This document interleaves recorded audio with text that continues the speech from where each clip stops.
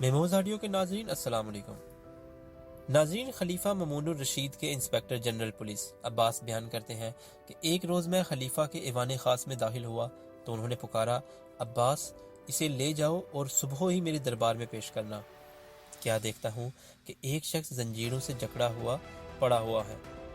میں نے پولیس ملازمین کو اسے حراست میں رکھنے کا حکم دیا، وہ اسے اٹھا کر حوالات کی طرف چلنے لگے۔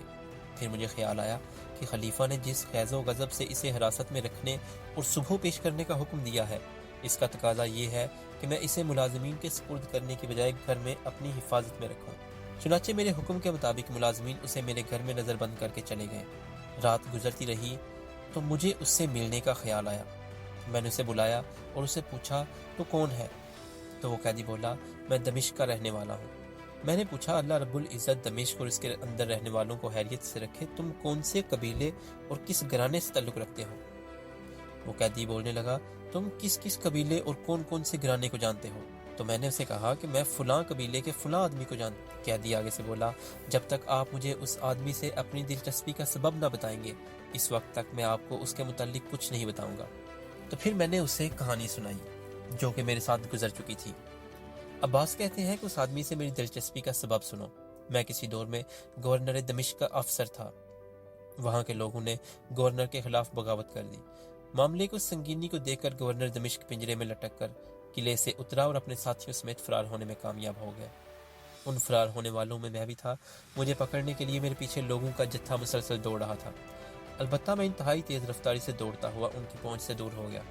اسی دوران میں نے ایک آدمی کے گھر کے سامنے سے گزرا تو اس سے درخواست کی، میری مدد فرمائیے، اللہ آپ کی مدد فرمائے گا۔ اس نے مجھے اپنے محل نما مکان میں داخل ہونے کا حکم دیا۔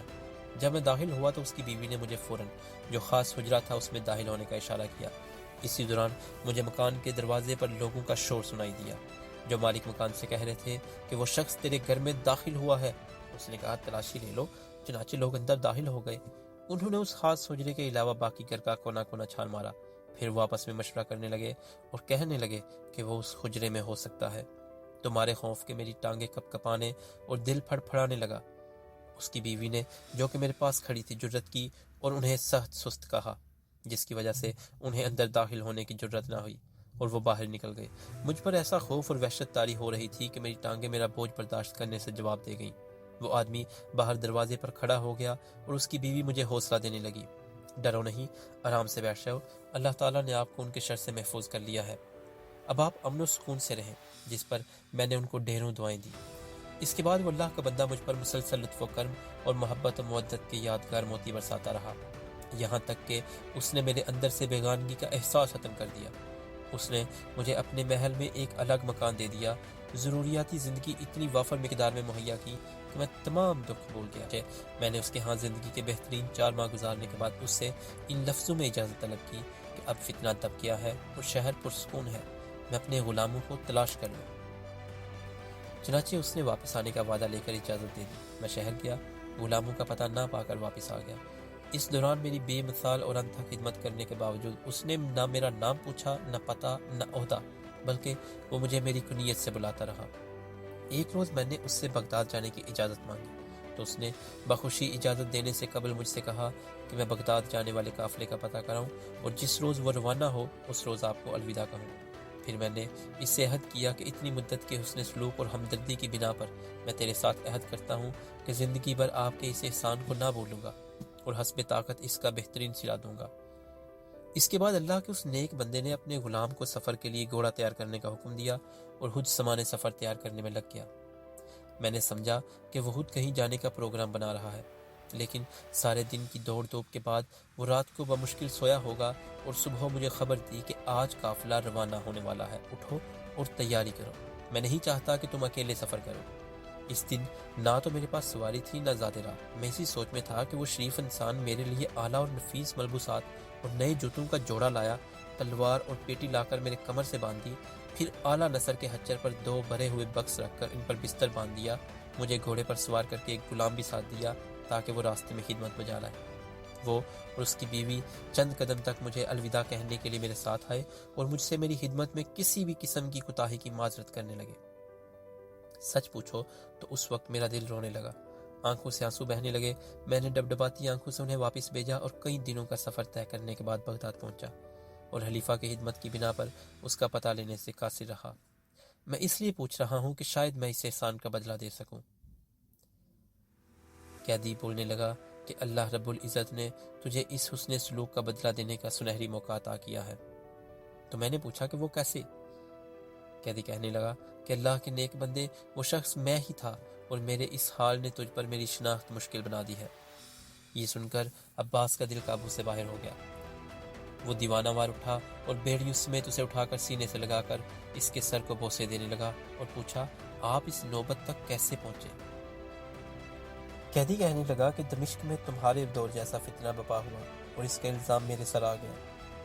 گرفتار کر کے مجھے اتنا تشدد کیا گیا کہ زندگی کی امید تک نہ رہی۔ پھر مجھے گرفتار کر کے خلیفہ کے دربار میں پیش کر دیا گیا، جہاں امید ہے مجھے قتل کر دیا جائے گا۔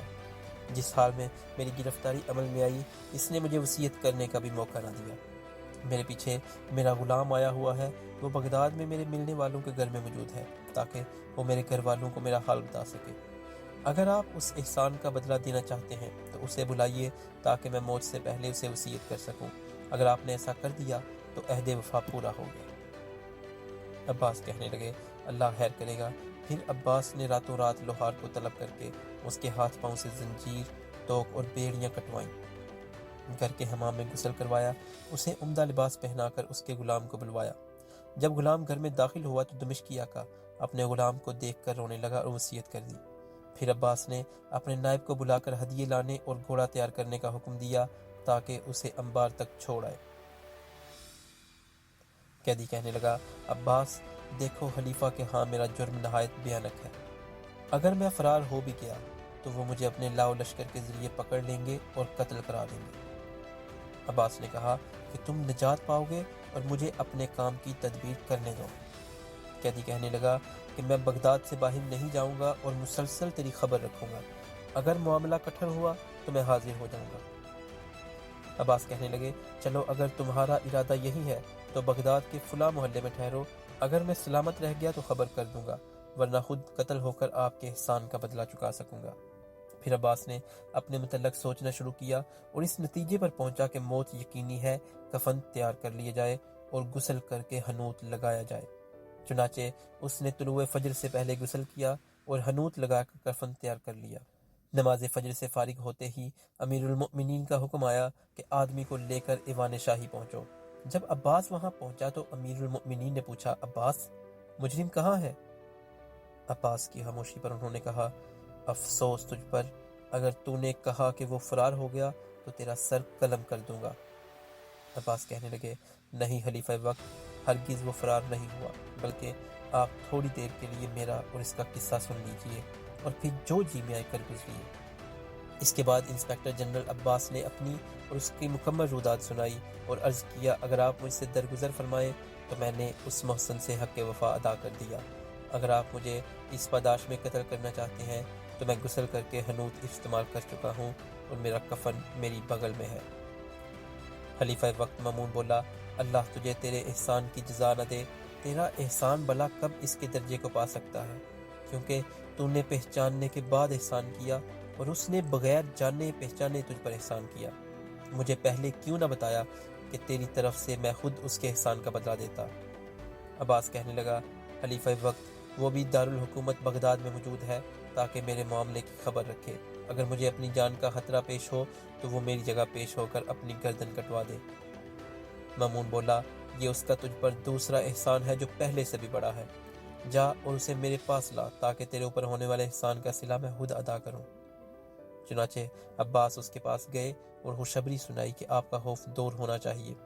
خلیفہ وقت نے یوں کہہ کر آپ کو طلب کیا ہے۔ اس نے کہا، الحمدللہ، شکر ہے اس ذات کا جس کے سوا تنگیوں اور مشکلات کو کوئی دور نہیں کر سکتا، وہی حمد کے لائق ہے۔ پھر وہ سوار ہوا اور خلیفہ وقت کے سامنے پیش ہوا تو انہوں نے اپنے پاس بٹھا کر گفتگو کی اور اس کے ساتھ مل کر کھانا کھایا۔ پھر اسے دمشق کی گورنری پر متعین کرنا چاہا، جسے اس نے شکریہ کے ساتھ نامنظور کیا۔ اس کو حلت فاخرہ دے کر الوداع کیا گیا اور خلیفہ وقت نے دمشق کے گورنر کو اس کے ساتھ حسن سلوک کرنے کا حکم دیا۔